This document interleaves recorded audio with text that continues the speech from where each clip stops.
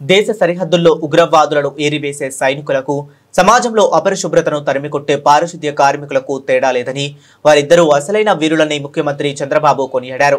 మన ఇల్లు మన వీధులను నిత్యం శుభ్రంగా ఉంచుతూ ప్రజల ఆరోగ్యాన్ని కాపాడుతున్న స్వచ్ఛ సేవకులకు ఆయన వందనం సమర్పించారు. విజయవాడలో జరిగిన స్వచ్ఛతా అవార్డుల కార్యక్రమంలో పాల్గొన్న ఆయన జై స్వచ్ఛ సేవక్ అంటూ నినాదాలు చేస్తూ సభికులతో జైకొట్టించారు. పారిశుద్ధ్య కార్మికులు తమ ఆరోగ్యాన్ని సైతం పణంగా పెట్టి పనిచేస్తున్నారని, వారిని గౌరవించుకోవటం ప్రతి ఒక్కరి బాధ్యత అని పిలుపునిచ్చారు. రాష్ట్రాన్ని పరిశుభ్రతలో అగ్రగామిగా నిలపాలన్నదే తమ ప్రభుత్వ లక్ష్యమని చంద్రబాబు పునరుద్ఘాటించారు. వచ్చే ఏడాది జనవరి 1వ తేదీకి ఆంధ్రప్రదేశ్ను జీరో వేస్ట్ శూన్య వ్యర్థ రాష్ట్రంగా తీర్చిదిద్దేందుకు ప్రణాళికలు సిద్ధం చేశామన్నారు. ఒక వినూత్నమైన కార్యక్రమం స్టూడెంట్స్ అంతా పెట్టారు.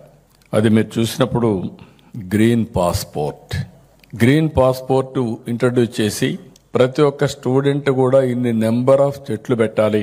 ఆ చెట్లు పెట్టి ఆ వాతావరణంలో వీళ్ళు కూడా మమేకమయ్యి భవిష్యత్తులో నేను పెట్టిన చెట్టు ఇప్పుడు కూడా బాగుందని గుర్తుపెట్టుకునే విధంగా గ్రీన్ పాస్పోర్ట్ కూడా క్రియేట్ చేశాం. అయితే ఈరోజు మనందరం ఇక్కడ ఒక పండుగలాగా జరుపుకుంటున్నాం. నేను చాలా మీటింగ్లకు వెళ్తున్నాను. ఎన్నో పబ్లిక్ మీటింగ్లు అడ్రస్ చేస్తాం. లక్షల కొద్ది జనాభాతో అడ్రస్ చేస్తాం. కానీ ఆ మీటింగ్లంతా ఒక ఎత్తు.